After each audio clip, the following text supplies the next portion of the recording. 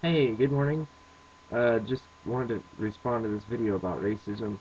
I've seen a lot of comments about how people don't quite understand um, why people are racist, why there's discrimination based on color, ethnicity, nationality, all of those things.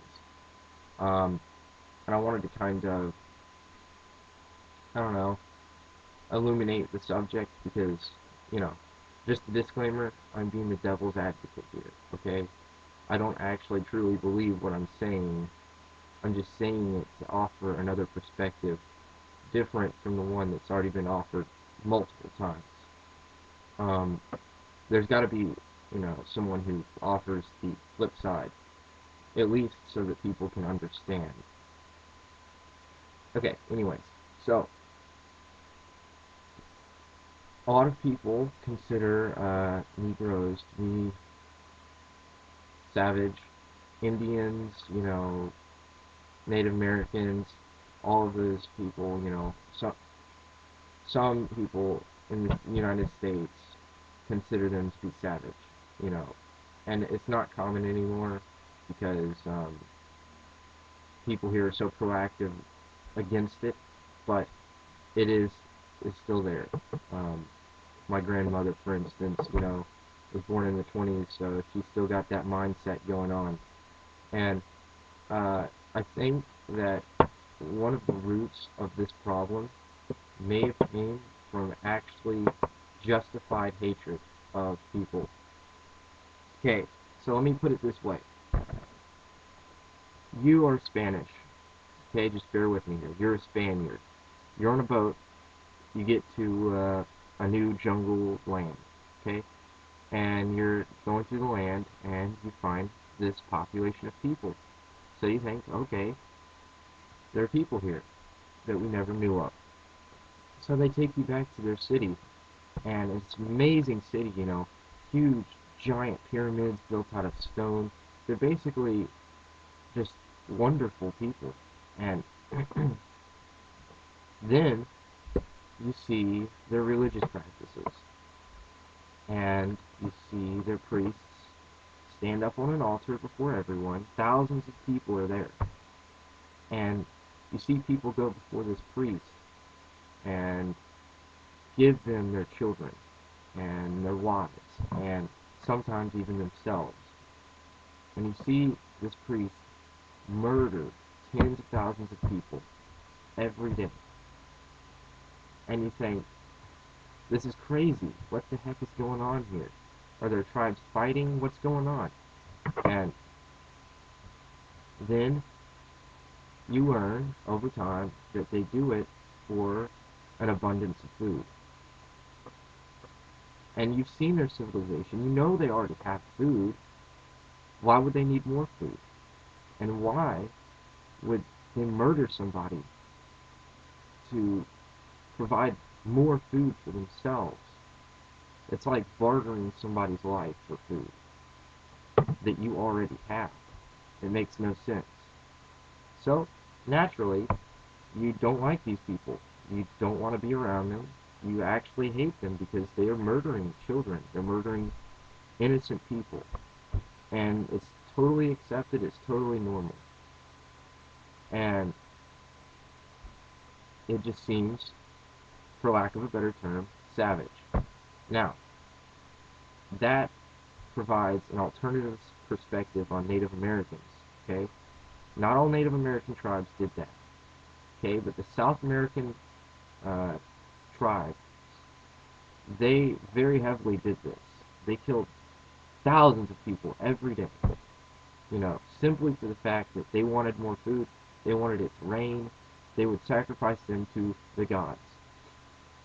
Now, in Africa, it was it was even worse because there was no large civilization. There was a bunch of small civilizations. So there was a bunch of small-scale fighting. People were sold, people were stolen. There was human trafficking. You know, it was horrible. It was just as bad, if not worse. The only difference is they didn't do it on a large scale, and not everyone liked it there. Not all of the tribal people liked that. They accepted it, but they didn't like it.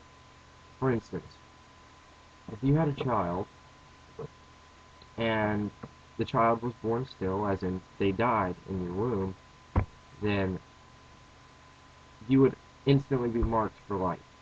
As in, you would totally be degraded, you would be, you were just an outsider. You were condemned by everyone because they thought that, the gods had condemned you, and so you couldn't have children. It makes sense on a rudimentary level, which is why they considered them barbaric.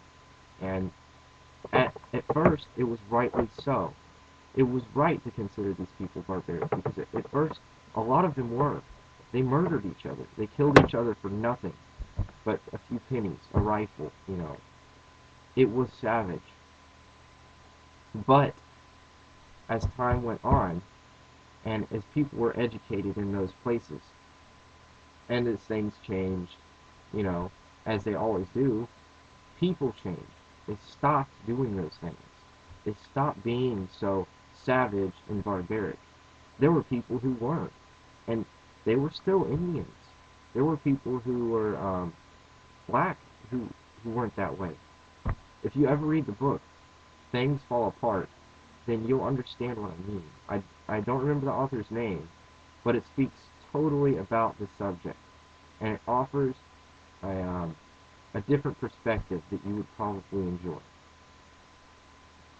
Now, just so you know, I am a descendant directly from a Cherokee Indian, as in, I think about I'm a quarter Cherokee Indian. It goes directly in my bloodline. So, my family is Cherokee, okay? I could be in the Indian tribe if I so wished. So, for me to say these things, I'm not just saying it as a white person. I'm saying it as someone who is an Indian. So please, the problem is that over time, the people stopped doing those things because they began to see how barbaric they really were.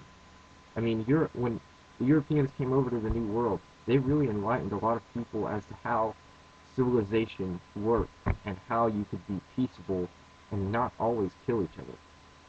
And the same thing happened in Africa. And I must say, Africa is still a pretty rough place to live, still, today. There are a lot of places there where there are still savage practices. But, not everyone's like that anymore. So, I hope that I've offered you a different perspective on this issue. And I hope that not everyone hates me for posting this video. Because, I'm just trying to inform people who don't quite understand. So, basically, the reason for this bigotry over time faded, and then all people saw was hatred. And then they said, why do you hate these people? Forgetting the fact that at first, there was very good reason to hate the people. Anyways, I'm not a bigot, just saying. I'll see you guys later. Look for my next video, subscribe, please like. See you later.